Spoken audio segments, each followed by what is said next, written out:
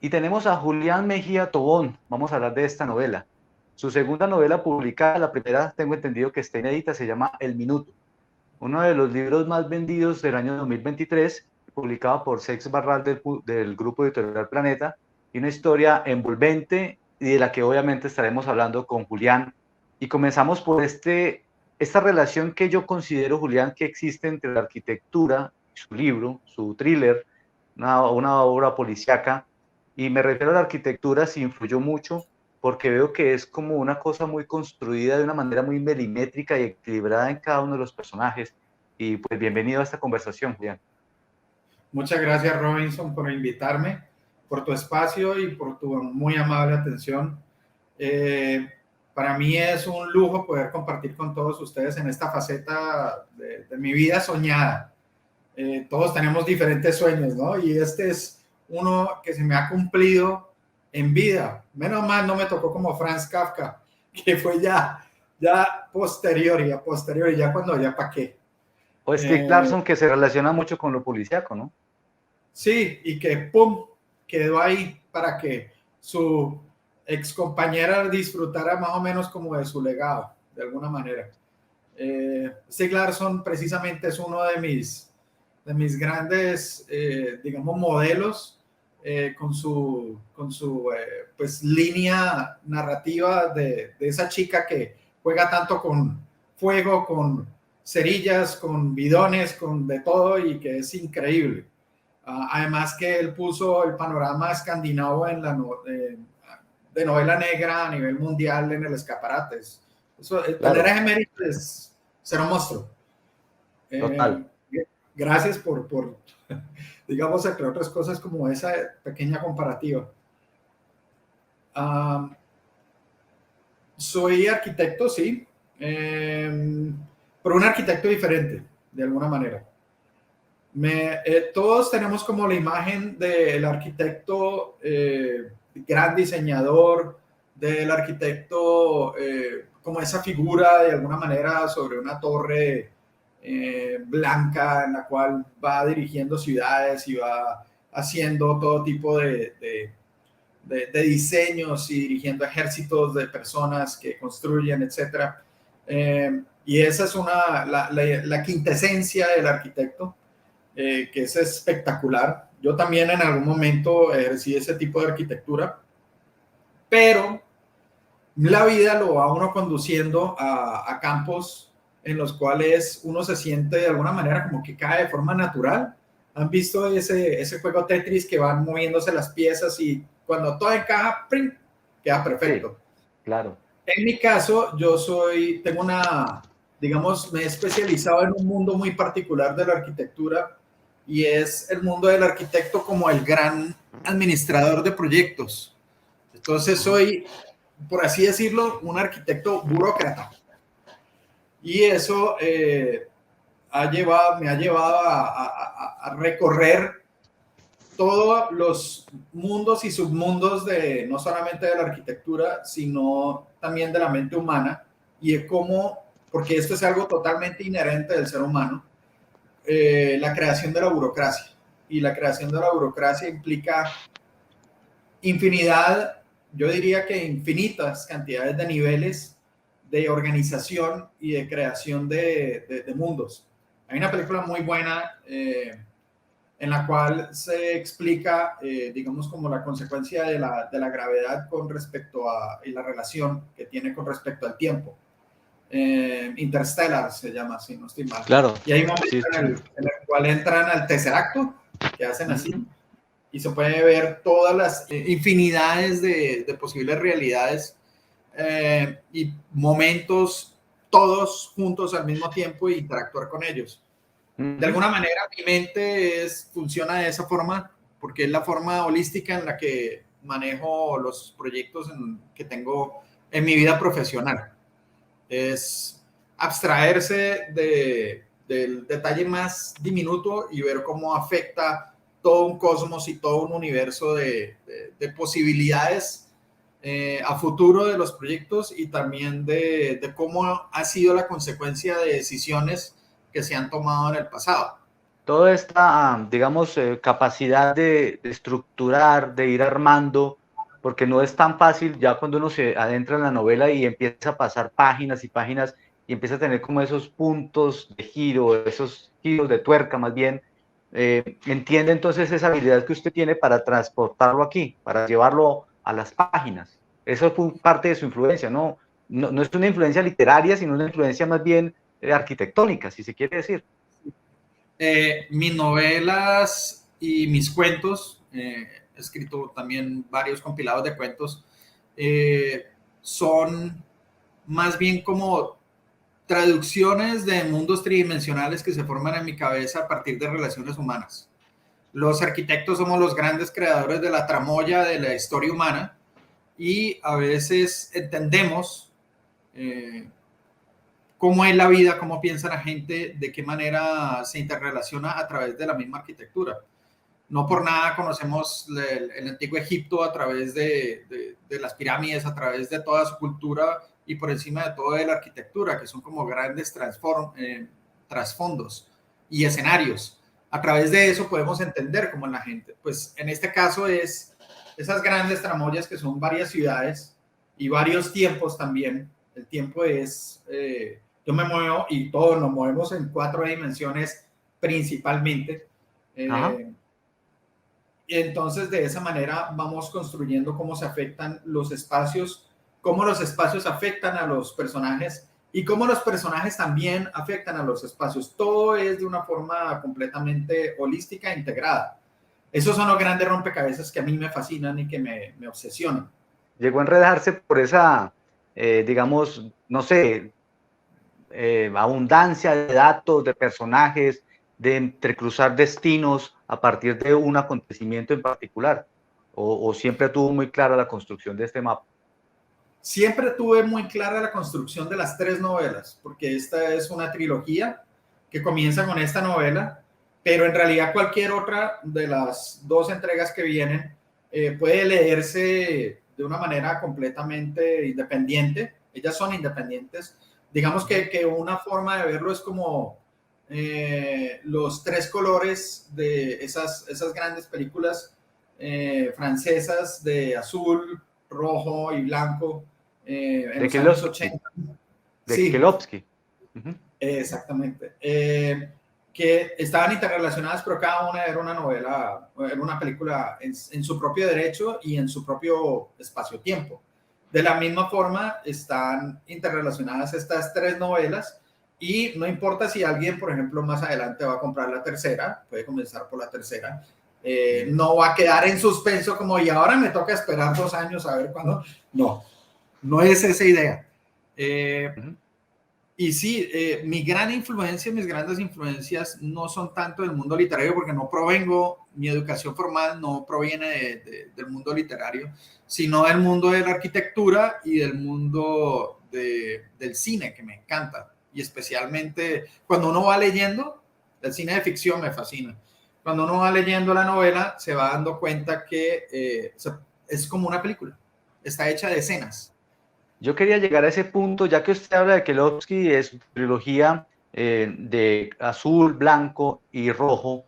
Yo sentía que cuando estaba leyendo la novela estaba más bien envuelto como en una serie, pero también fue inevitable pensar en Amores Perros, una novela que, bueno, perdón, una película que a mí siempre me sirve de referencia porque es como un acontecimiento alrededor del cual giran muchos otros acontecimientos. No sé si de pronto usted inconscientemente se influyó por este tipo de obras o no las ha visto, porque también puede que no las haya podido ver, pero sentí algo allí. Y pues quería llevarlo a esto, es decir, siente que hay potencial para que más adelante de pronto haya una adaptación de esta novela a una miniserie. Ya hay conversaciones, ya se ha comenzado incluso a hacer conversaciones, pero eso va a tomar tiempo. Entonces, como que todo piano, piano, y vamos avanzando lentamente. También hay que ver cómo la segunda entrega va a salir y a mí me tiene obsesionado y no me suelta. Volviendo a una pregunta anterior que me hiciste, me pareció muy interesante y me fui como por los meandros para llegar a este punto. y era que si tenía todo en la cabeza, sí lo tenía todo en la cabeza y sé cómo van a terminar, y sé cuál es el transcurso y sé qué personajes nos van a acompañar, pero el asunto es que, y le pasa seguramente a muchos escritores, estos benditos personajes hacen lo que se les da la bendita gana. Entonces, cuando uno tiene todo perfectamente cuadrado para que la narrativa continúe por un lado, el personaje no quiere. El personaje dice, no, esto no es lo que yo voy a hacer. Hablaba con un Sigue. escritor de que esos personajes van tomando vida y que se conducen a ellos mismos. Y pues he tenido la oportunidad de conversar también con escritores cuyas novelas comienzan como un poema y a lo largo del tiempo mutan y se vuelven novelas. También hay ejemplos de películas precisamente que comenzaron como obras de teatro, caso muy reciente, Parásitos, que comenzó como una obra de teatro, pues por lo menos la idea, y bueno, mire lo que se convirtió. O también retomando el tema que quería como darle un poco de énfasis al tema de Amores Perros, porque hace parte de la primera trilogía, Trilogía de la Muerte de Guillermo Arriaga, y también comenzó como un cortometraje y tomó tanta vida que terminó pues convirtiéndose en un largo. Hay mucha influencia de este cine en usted. Películas también como 21 gramos, que son un poco desordenadas, caóticas, pero que tienen una partícula, una molécula que es la que le genera toda la vida. En este caso sí, y es que la vida es así. Hay un momento en el cual uno toma una decisión o la vida toma una decisión por uno y de repente uno se encuentra en un mundo como la serie B del disco, el lado B, y se encuentra uno explorando una cuestión o un camino de vida que no estaba para nada contemplado, que no estaba para nada planeado. Para mí, por ejemplo, es muy difícil eh, caminar sobre terreno desconocido. Soy una persona que le gusta tener todo lo más planeado posible. Y dentro de esa posible entran también las diferentes variables que se llaman pues vectores de cambio y uno trata de planear o poner radares para que puedan barrer todas las diferentes posibilidades de cambio para realinear digamos, la nave hacia ese lado o digamos, poder uno eh, como prepararse para el golpe, pues, cuando venga. Uh -huh. Pero hay momentos en los cuales no hay forma de prepararse para nada. Cosas en mi vida, y estoy seguro que en la vida de todos, que nos han cambiado y que nos llevan por derroteros que son totalmente distintos a como nosotros pensábamos que iban a ser. Y eso ocurre en el minuto, justamente en un minuto, en el cual ocurre algo muy cotidiano, que es el atropellamiento de una persona, en este caso un niño.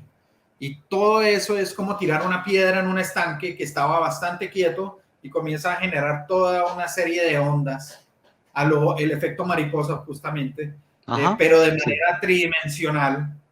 O sea, son ondas esféricas que alteran el tiempo y el espacio y la vida de toda una serie de personajes completamente en un principio de forma aparente inconexos, pero que más adelante vamos viendo que habían esos 6 grados de diferencia entre ellos Los y 6 grados de separación, ¿qué llaman?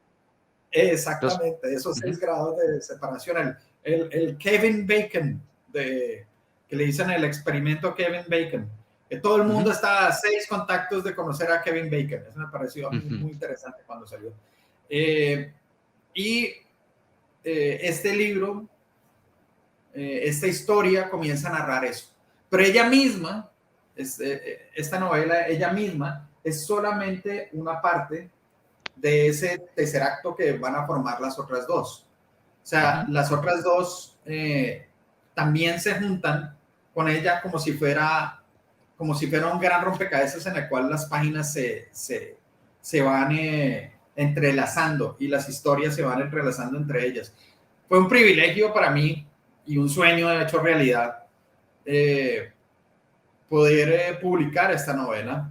Además, bajo un sello tan prestigioso como Seix Barral y bajo pues, el auspicio de Planeta, ha sido impresionante la acogida y la crítica que ha tenido.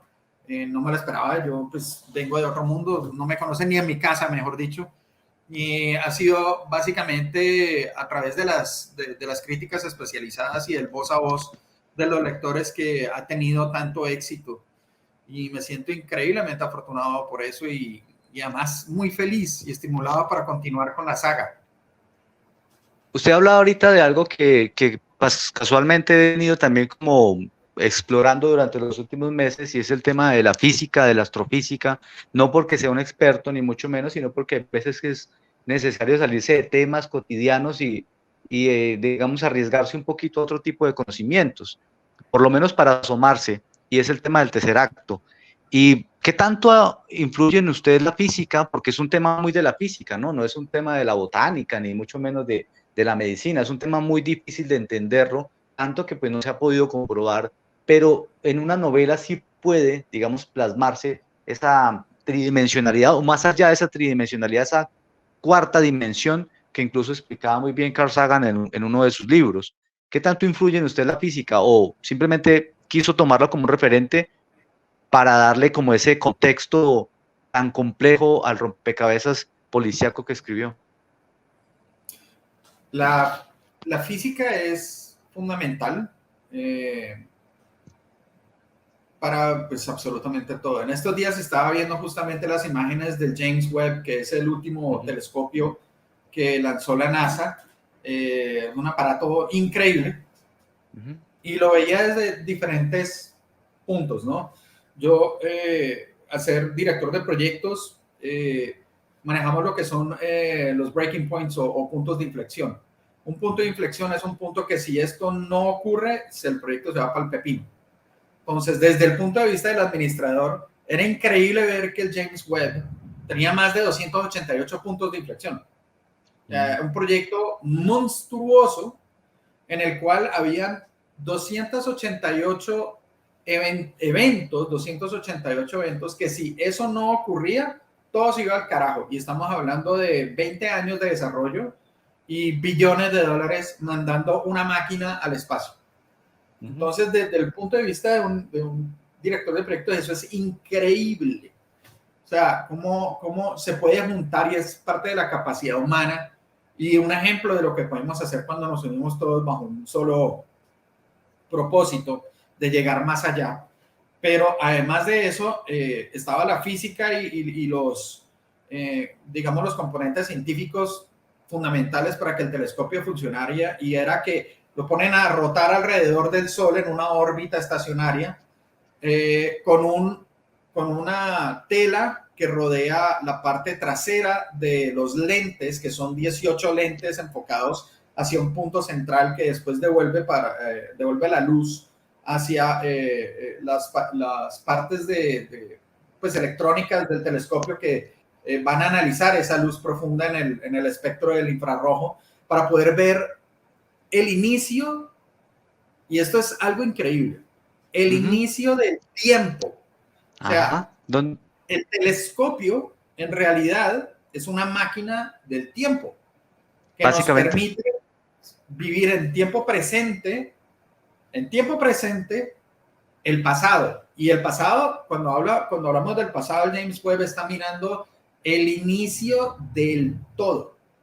Entonces, ya no es solamente una capacidad de la imaginación humana que nos permite escribir novelas, sino que ya es una realidad humana.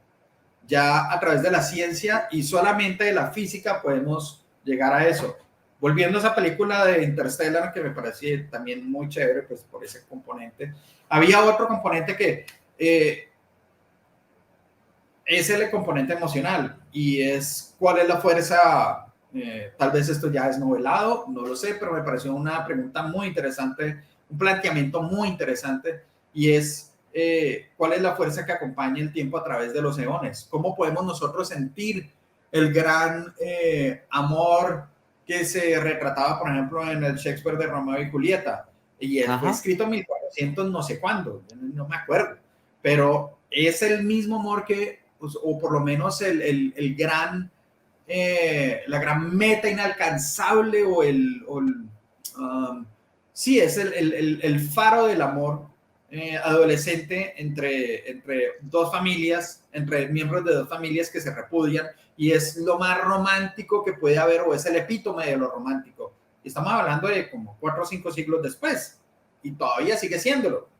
Entonces, cuando uno plantea los sentimientos o la emoción humana a través del amor, el odio, etcétera, la repulsión, todo este tipo de cosas, cómo eso influye dentro de un espacio-tiempo y dentro de una física para crear las realidades que percibimos. Y yo pienso que es fundamental, porque si tú ves cosas como, por ejemplo, el Holocausto, y tú no sientes aversión, repulsión, dolor intenso, furia, incomprensión, y lo que sientes es amor, admiración, entonces estás reescribiendo la historia. Y al reescribir la historia estás reescribiendo el pasado. Y al reescribir el pasado estás renarrando a sus personajes de una manera tal. Y estás romantizando dándole un trato distinto a los eventos que ocurrieron, y eso termina por reescribirlo, y por lo tanto, como nosotros somos consecuencia también de una serie de eventos en el pasado, cambia el futuro y cambia nuestro presente. Entonces, las emociones humanas y la física definitivamente para mí son parte de una sola cosa. Y eso se ve plasmado en las grandes profundidades de lo que cada cual tiene como su propia interpretación de la realidad. Y eso lo plasmo también en los personajes de El Minuto. Ellos tienen sus Claro. propios mundos internos y hay un dicho muy común que dice: sea amable con todos porque no sabes qué llevan por dentro, con qué están batallando por dentro. Y es totalmente cierto. Yo, por ejemplo, soy una persona muy solitaria, vivo en un mundo bastante cúbico y incluso trabajo de manera remota y me comunico con muchísima gente a lo largo de todo el tiempo, pero mi mundo es interior. Todos estos personajes son producto de observaciones y de interiorizaciones de la posibilidad de sus propios mundos a través del reflejo de lo que yo sentiría bajo esas condiciones. Usted ahorita hablaba, Julián, del amor. Creo que el amor es no solamente verlo desde lo idílico también, sino el tema de la venganza. Una venganza puede surgir por el amor roto, el desamor también. Todos estos personajes que están en su novela tienen algo en común. Creo que también el tema del amor, pero es como reconstruirse, ¿no? Como escapar, adaptarse, una búsqueda de algo que de pronto se rompió en algún momento y que no se logró. La anciana que sale en la búsqueda de este otro personaje, este mismo hombre, digamos, para no hacer spoiler, porque quiero que la gente se meta dentro de la historia cuando la lea, que en cierta manera logré entender muchas páginas después que la pasión de él es la que inspira la carátula del libro. Todos están en búsqueda de algo, ¿no? La chica también que huye del pueblo, incluso hasta el niño, en cierta forma, buscan escapar de algo, pequeño o grande. ¿Cómo se inspira usted allí? ¿Cómo hace para que estos personajes tengan tanta verosimilitud, siendo usted un hombre tan introspectivo? Digamos, algunos conocidos suyos tomó rasgos de ellos, tomó rasgos propios para alimentarlos, o se inspiró también en vidas que le han contado. ¿Cómo logró nutrir toda la novela de eso? Mis mundos sí son totalmente, la gran mayoría son internos y son derivados de estos personajes, sus vidas de observaciones que he tenido a lo largo de la mía propia, pero ninguno de ellos existe. Solamente hay un personaje que existe, que existió, que ya no está con nosotros muy tristemente, y es Fosco, que es el perro. De resto, todos son abstracciones, pero fundamentalmente todos somos humanos, todos sentimos y por encima de todo todos queremos salvarnos y tenemos el gran, siento yo, que tenemos, o sea, primero que el bien triunfa siempre sobre el mal. ¿A qué me refiero con eso? que la catarsis del perdón y del amor siempre van a triunfar sobre el caos y el odio, porque siempre anhelamos ser aceptados. Incluso los más grandes monstruos de la historia, como Chikatilo, por ejemplo, como Tito, como pues nuestros mismos monstruos de los mongoles en Colombia, más toda una pleyada de Colombia y muchos países en conflicto tienen la capacidad de crear personajes que son la perfecta antítesis de lo que nosotros manejamos como humano, ¿no? Y sin embargo son los más humanos de todos. Aquí estoy caminando en playas de arena muy fina, pero hay que entender que todos estos monstruos son el lado B del disco. Ocurrió algo en su infancia, ocurrió algo en su psique que los desvió hacia la creación de unos mundos en los cuales todo es en pos de la destrucción, pero verdaderamente, interiormente, lo que todos quieren es ser aceptados, ser amados, ser queridos, pero lo hacen de una forma completamente, a menos que tengan problemas biológicos cerebrales, que también eso es otro factor, lo hacen de una manera completamente thwarted, que es distorsionada, una manera distorsionada. Y esa es la génesis de algunos de los personajes también que ocurren acá. Todos, inclusive los villanos, lo único que quieren es aceptación. Y la peor aceptación, la más difícil de conseguir, es la aceptación de uno mismo, amarse a uno mismo. Me parece muy interesante el lado B de la historia, porque hay un personaje particular que tiene esa connotación, y es cuando el tipo va en el avión leyéndose el libro de la selva, pero antes de él ir ahí y digamos desmoronarse en llanto, no lo veíamos antes desde el punto de vista de otros personajes como un malo, como el tipo que abandonó a alguien, como que simplemente hizo el daño y se fue. Pero ya cuando lo vemos a él, entendemos sus razones. Bueno, no es que entendamos sus razones, sino que ni las justifiquemos, sino que ya podemos lograr empatizar un poco en esa angustia que él tiene. Me parece muy interesante, digamos, manejar esa dualidad de un personaje en las dos, digamos, imágenes más bien.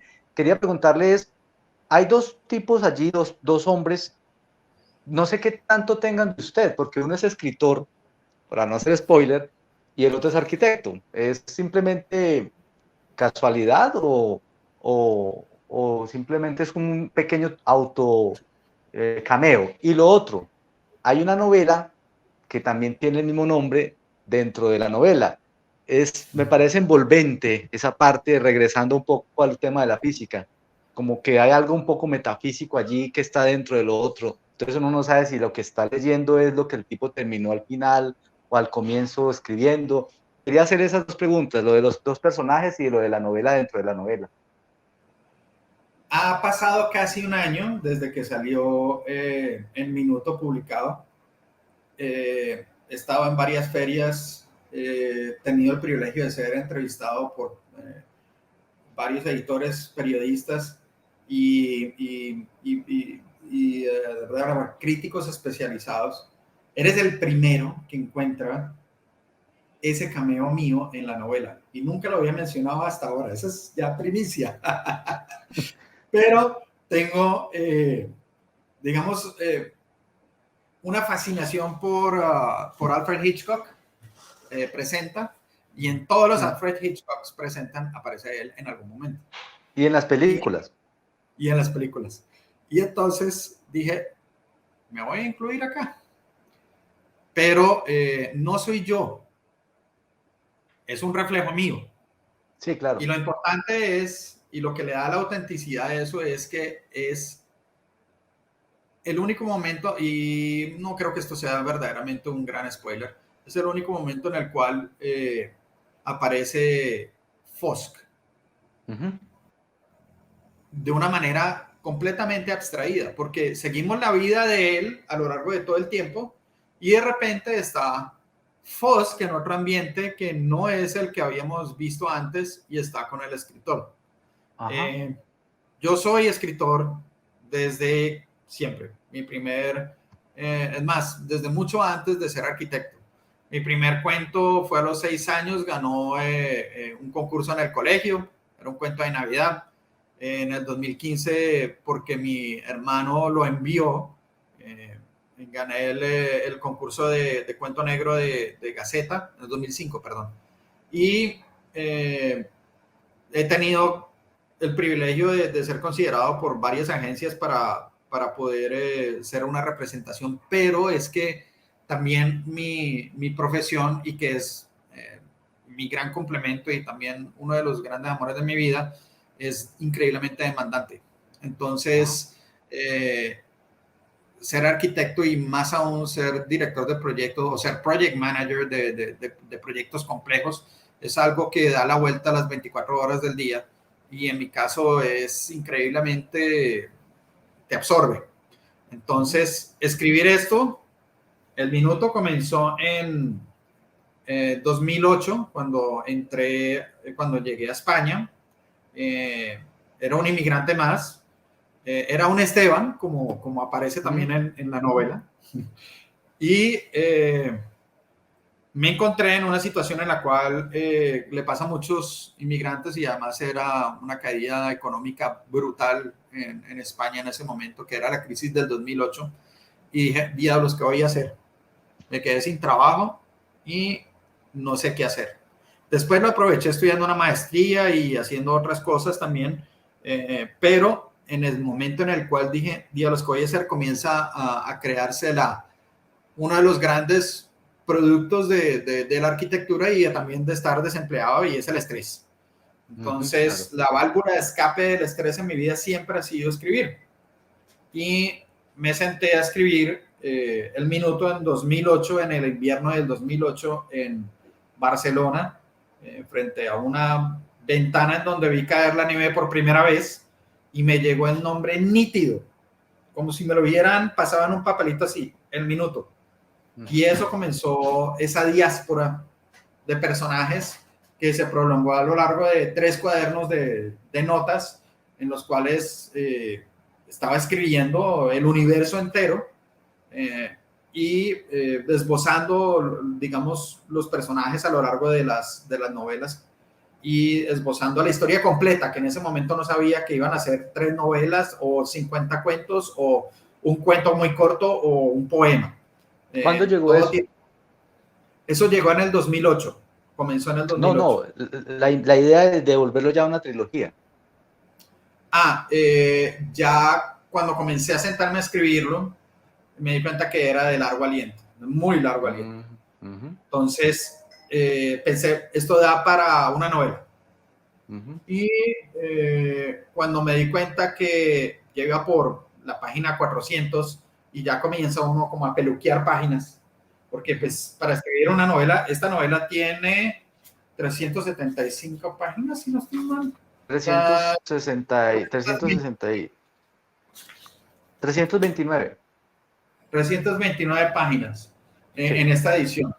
En realidad el minuto sobrepasó las 1000 páginas en reescrituras y reescrituras y reescrituras y reescrituras, y después vino el machete, y después me di cuenta, esta historia no puede ser narrada en una... A ver, yo no soy Bolaños, no puedo escribir 1200 páginas. Sí, no soy capaz de hacer Los Detectives Salvajes, entonces más bien compartimentémoslo la historia para que además sea ameno y digamos de una manera más fácil de digerir. Aparte que yo lo veo como películas en mi cabeza, pero películas tridimensionales, sí, donde uno se monta en la película, y si lo hacía de esa forma, entonces, Dios mío, era la lista de Schindler más de 4 horas. Entonces, sí, claro, o como leerse de It de Stephen King, que son como 1000 y pucha de hojas. Claro, sería un libro como para el verano. Sí, casi todos los libros, Pet Sematary, Christine, son unos tochos así que al final uno termina como que, Dios mío, por favor acábese esto, pero no lo puede soltar tampoco. Entonces, sí, claro. Yo pienso que no es mi estilo, y ahí fue cuando me di cuenta, esto da por lo menos unas 2 o 3 novelas. ¿Cuándo la termina la novela? ¿Cuándo logra terminarla ya? La novela se termina en el 2020, 21, 20, en pandemia, pero Casi es que 12 hay que años. entender, sí, habían grandes huecos de inactividad en los cuales pues tenía que dedicarme a otras cosas y tenía que sacar proyectos profesionales adelante y etcétera. Pero siempre vuelvo y es el asunto de no solamente la disciplina que te da el ser arquitecto. Tú comienzas un proyecto, no lo puedes dejar a la mitad porque entonces es un desastre y algo Claro. te tienes un gusanito aquí adentro que te comienza a roer el hipotálamo por allá abajo. Te dice tienes que terminar, tienes que terminar, tienes que terminar. Entonces volvía y sacaba el tocho de papeles porque esto todo fue, la gran mayoría fue escrito a máquina y Ajá. después escanear todo eso para hacer ediciones y después Corregir. entender las mecánicas, que funcionaran las mecánicas también. Claro. ¿Cómo no abandonar esa disciplina a lo largo de tantos años? Porque puede que al final diga, bueno, no, soy arquitecto y simplemente ya lo abandono. Persistir porque pues se puede tener disciplina de pronto a un proyecto 1 año, 2 años, incluso hasta 5, pero ya estamos hablando como si usted hubiera hecho la producción de una película que uno ve que se demoran hasta 10 años para hacer la película, porque no había presupuesto, no había inversionistas, bueno, en fin. ¿Cómo no logra abandonarlo? ¿Y cuál fue la rutina que usted tuvo? ¿Eran las noches, en las madrugadas, era horas, era instantes? Ah, la primera pregunta te la contesto de esta manera. En estos días conocí a un muchacho que se dio cuenta quién era yo, estaba en un evento, se dio cuenta quién era yo y era un evento como de nada relacionado con la escritura ni nada de eso, pero me relacionó con el libro, con la novela, pues. Y me dijo, yo quiero ser un escritor, o sea, yo soy un escritor amateur. Y yo le dije, no, no, usted no es un escritor amateur. Se estaba como ofendiendo, porque pues imagínate pensar que, no, este me va a salir con quién sabe qué trastada de ego, diciendo usted Ajá, no es un escritor, no, usted es un escritor. ¿Usted quiere claro. escribir? Sí. ¿Usted se sienta a escribir? Sí. Entonces usted es un escritor. Uno nace con ese vicio. Es un vicio de la cabeza, de la Ajá, mente. Uno sí. tiene que eventualmente sentarse a escribir. Si yo paso más de 2 días sin poder tocar las teclas de o alguna de mis máquinas, me comienza a dar un rayo raro. Y es que esa Y máquina, ¿no? sí, tengo una colección de 1, 2, 3, 4, 5, 6, 7, 8, 9, 10, 11 y acaban de mandarme mensaje para la 12ª. O sea que es una Justamente lo estoy. haciendo un paréntesis, es una excentricidad de escritor, ¿no? Porque todos están en el ordenador, pero usted sigue con el método de la máquina. Ajá, Sí, y cada una tiene una voz. A veces porque tienen diferentes ritmos, uno claro. establece también ritmos mentales a través del tecleo de las máquinas, eso te ayuda a funcionar. Y también cada una tiene pues una tipografía distinta, tiene un origen distinto, tiene unos olores distintos, tienen colores y cada una tiene como su propio, ¿cómo decirlo? Su propio ambiente, su propia Ujú, personalidad. sí. Entonces eso significa que a veces cuando estoy atascado con un personaje le asigno una máquina a escribir y esa máquina va a hablar por ese personaje y se vuelve un diálogo. Y es fantástico. Tenía en Facebook una página que se llamaba las máquinas del scriptorium, haciendo Ujú. un poquito referencia a Paul Auster, que es fantástico pues con su animal, con el scriptorium de él. Pero por desgracia, y ahí colocaba los cuentos, o sea, escaneados, que yo escribía en cada una de las máquinas. Pero por desgracia a alguien les gustó demasiado uno de mis cuentos y lo plagió. Entonces hasta ahí llegó Oh. esa idea. Eh, eh, y bueno, eso es. Retomando con la profesión de ser escritor que hablaba usted con esta persona, sí, no es como una afición, sino como es algo que tiene que ser determinante, ¿no? Serio, con Sí, el rigor para del mí un caso. escritor es fundamental. Para mí se nace, para mí se nace. Hay personas que han leído todo lo que tú quieras, pero no pueden producir una sola frase. Hay escritores que no han leído un carajo. Sí, no, Son lectores profesionales y son críticos. Y es un diálogo fundamental. Hay escritores que no han leído un carajo o que no quieren leer o que no encuentran su inspiración en la lectura, como por ejemplo este servidor, que la encuentra de otros derroteros de la vida y otras artes y otras técnicas también. Y en cambio, pues no pueden parar de escribir verborrea. Y llega un momento, yo a veces me siento hoy estoy escribiendo de manera automática porque es que no me sale nada del cogote y algo tengo que escribir o si no me voy a comenzar a desarrollar reumatismo en los dedos o algo así. Sí. Y son ritmos y son desagües mentales y son catalizadores de realidad. La mente es fundamentalmente una catalizadora de las realidades, que para muchos son de una manera, para otros no tanto y para algunos pocos pueden decantarla de una forma tal que se convierta pues, en esto, en páginas escritas, en alegrías, en horrores, en pesares que se puedan transmitir a lo largo de un código. Y eso es un privilegio, para mí es un privilegio, pero es algo con lo que se nace.